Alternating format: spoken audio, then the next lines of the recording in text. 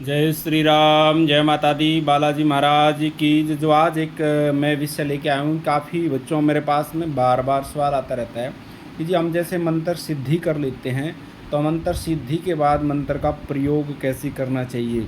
यदि हम गुरु सानिध्य में तो किस तरह से प्रयोग करना चाहिए। यदि हमारे पास गुरु नहीं है तो उस मंत्र का प्रयोग कैसे करना चाहिए, क्योंकि मेरे पास में बार बार सवाल आता रहता है। काफ़ी समय से सवाल आ रहा था तो मंत्र का प्रयोग कैसे करना चाहिए। तो इस प्रयोग की मैं पूरी जानकारी आपको दूंगा। इस वीडियो को आप अंत तक ज़रूर देखना, और जिन्होंने चैनल को सब्सक्राइब नहीं किया वो चैनल को सब्सक्राइब कर ले, क्योंकि हमारा बालाजी दरबार लगता है। दरबार संबंधी जानकारी हो या फिर यंत्र मंत्र तंत्र ज्योतिष पूजा पाठ वास्तु आपको जानकारी मिलती रहती है। और जो कुछ दरबार से ऑनलाइन पूछा लेना चाहते हैं बच्चे, तो वो भी दरबार की जानकारी आपको चैनल के माध्यम से ही मिलती रहती है। ऑनलाइन पूछा भी ले सकते हैं। शुरुआत करते हैं कि हमने जो मंत्र सिद्ध कर लेते हैं उसका प्रयोग कैसे करना चाहिए। सबसे पहले तो यदि आप गुरु सानिध्य में हैं तो गुरु सानिध्य में इसका प्रयोग करना चाहिए, क्योंकि जो हमारी गुरु परंपराएं होती हैं तो उसके अनुसार ही हमने उसका प्रयोग करना चाहिए। क्योंकि जो सारी शक्ति हमारे पास में चलती हैं वो गुरु सानिध्य के माध्यम से ही चलती है। जितनी भी शक्तियाँ चलेंगी हमारे पास में गुरु मंत्र के माध्यम से ही चलेंगी, गुरु परंपरा के माध्यम से ही चलती हैं। जो भी शक्तियाँ हमारे पास चलती हैं, तो इसलिए जो जिसके पास गुरु है, गुरु का सानिध्य है, तो उस गुरु परंपरा के अनुसार ही हमने उसका प्रयोग करना चाहिए। नहीं तो हमारे को उसमें सफलता नहीं मिल पाती है। यदि हम गुरु परंपरा के अनुसार उसका प्रयोग नहीं करते हैं तो उस चीज़ में हमारे को सफलता नहीं मिल पाती है किसी भी तरह से। और सफलता मिलने के लिए सबसे पहले गुरु का आदेश की आवश्यकता होती है। यदि आपको मंत्र सिद्ध कर लेते हैं तो गुरु आदेश की आवश्यकता होती है, और गुरु का आदेश उस चीज़ के ऊपर लग जाता है तो फिर आप उसमें कभी भी निष्फल नहीं हो सकते, आपको उसका पूर्ण फल मिलेगा। यदि गुरु सानिध्य के अनुसार या गुरु आदेश के अनुसार उस चीज़ को आप करोगे, कोई भी आपने सिद्ध करा है, मंत्र है, स्तोत्र है, स्तुति है, चालीसा है या और कन्या भी कुछ भी चीज़ जब भी आप सिद्ध कर लेते हैं तो उसका प्रयोग गुरु के आदेश के अनुसार ही करना चाहिए।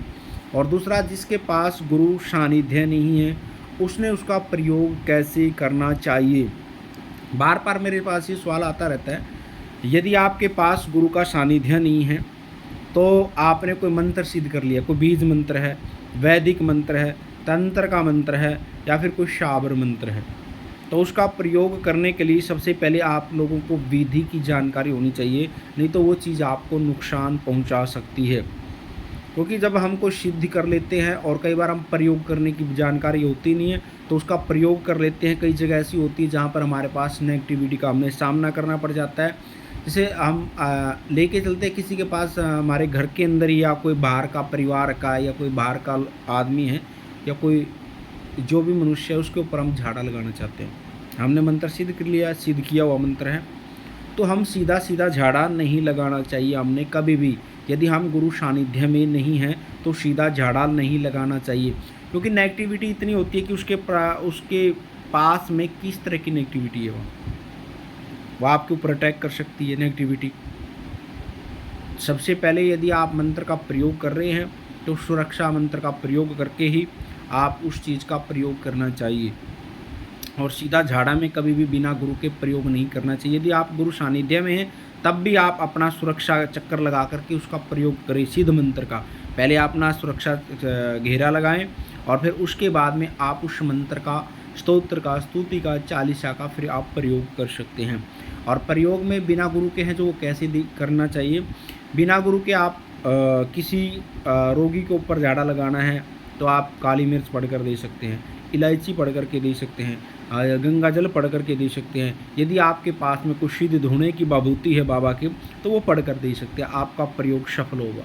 सीधा सीधा झाड़ा लगाने से बचें, क्योंकि कई बार बहुत सारी नेगेटिविटी, कई भूत, कई प्रेत, कोई जिन, जनाद, माता, मशाणी शक्तियाँ कुछ इस तरह की बहुत सारी होती हैं और आपके पास में उतनी पावर नहीं है।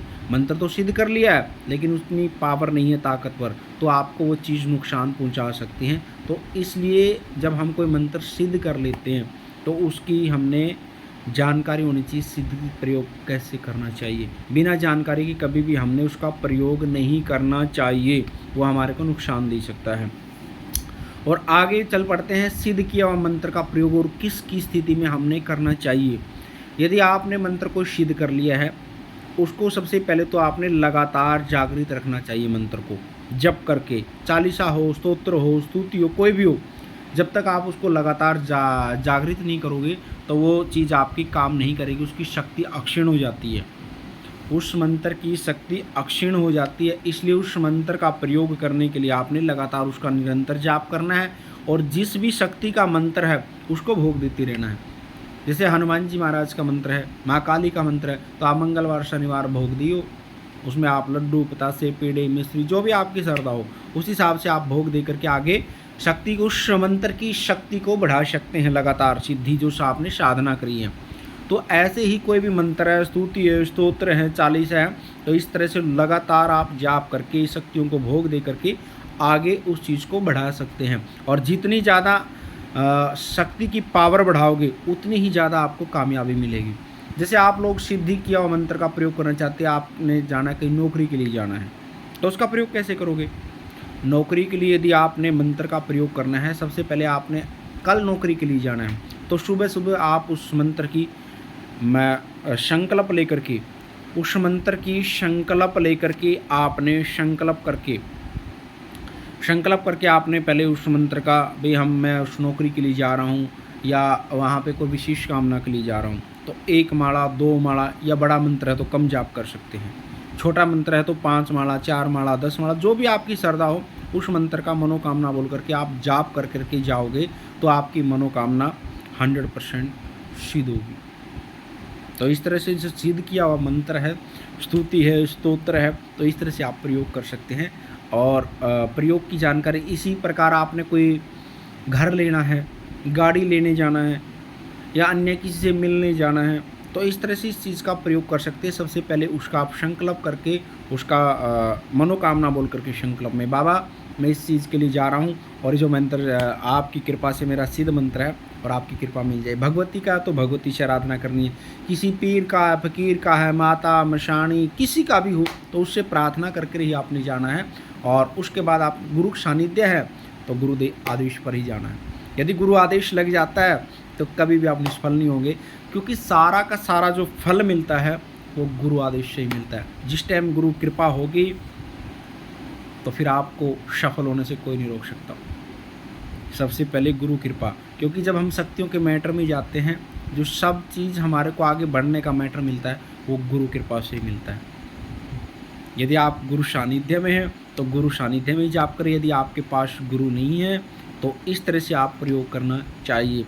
और जो यदि आपको वीडियो अच्छी लगी, जानकारी अच्छी लगी, तो वीडियो को लाइक करना, शेयर करना, कमेंट करना। माँ भगवती और बालाजी महाराज की कृपा आपके परिवार पर बनी रही। सभी को सीताराम, जय माता दी, बालाजी महाराज की जय।